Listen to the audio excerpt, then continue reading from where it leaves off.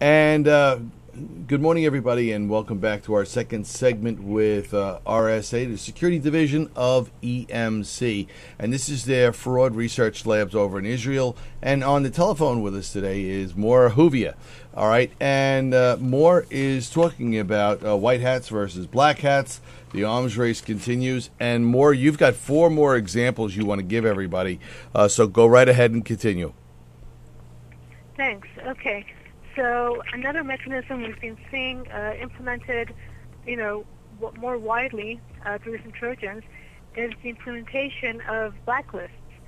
So, legitimate companies, organizations have firewalls, and within those firewalls you have blacklists with, hundreds of suspicious IP ranges and domains that you don't want your employees to access, or you don't want them accessing your network.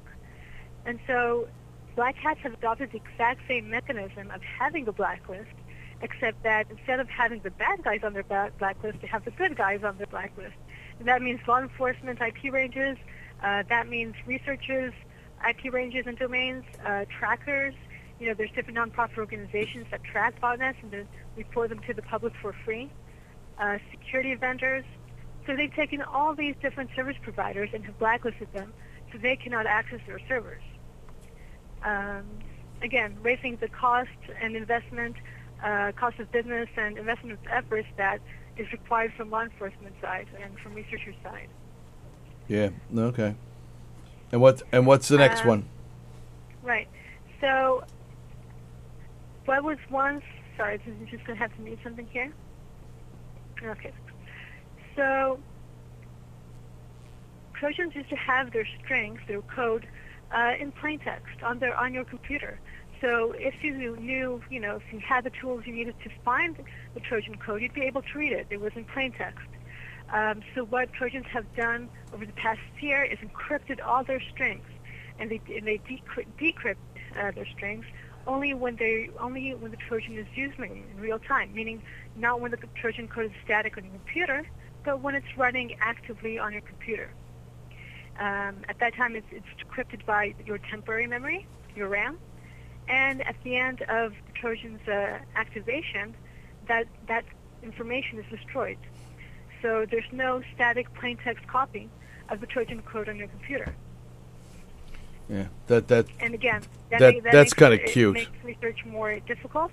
Oh yeah. And one last point I'm going to go into.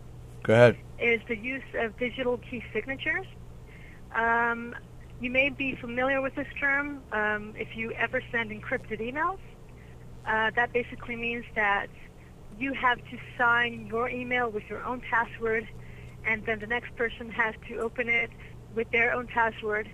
And basically, it's a complex, sophisticated way of ensuring that your email is both authentic, meaning that you actually sent it, and also to make sure that it's kept secret, so nobody in the middle can decrypt it and read it. So what black hats have done is implemented this very sophisticated mechanism of digital signature to their configuration files. Now this is really important because the configuration file, which Trojans download to infect the system, the configuration file serves as the brain of the Trojan. And once I can hijack your brain or hijack your configuration file, I can redirect all the communications of a botnet to my own servers. And that's what we've seen in the past. Law enforcement, security vendors have all tried to get botnets download their own configuration files and redirect all the infected systems communications to their own servers. And that way they'd be able to send in their own instructions, get all the information to their own servers. And this was, hijacking by fraudsters, researchers, law enforcement agencies have tried to do this. And the digital signature makes it much more difficult to do that, to hijack a botnet. Because not only do you have to know the exact algorithm that is used by the Trojan, you also have to know the exact key or the exact password that same variant is using. Okay. So that makes it much more difficult to hijack. Yeah.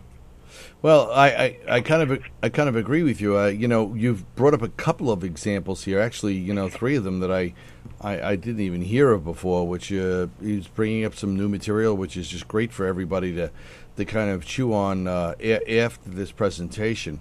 Anything else you wanted to follow up with more before I interrupt you again? I'm sorry.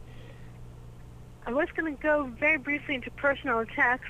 Go. We have seen, cyber criminals try to target either researchers, security researchers, and reporters such as Brian Krebs, Herman Hussey, Dancho Danchev. There's just different kinds of scenarios we've seen, but those are really, not mainstream. Those are isolated incidents.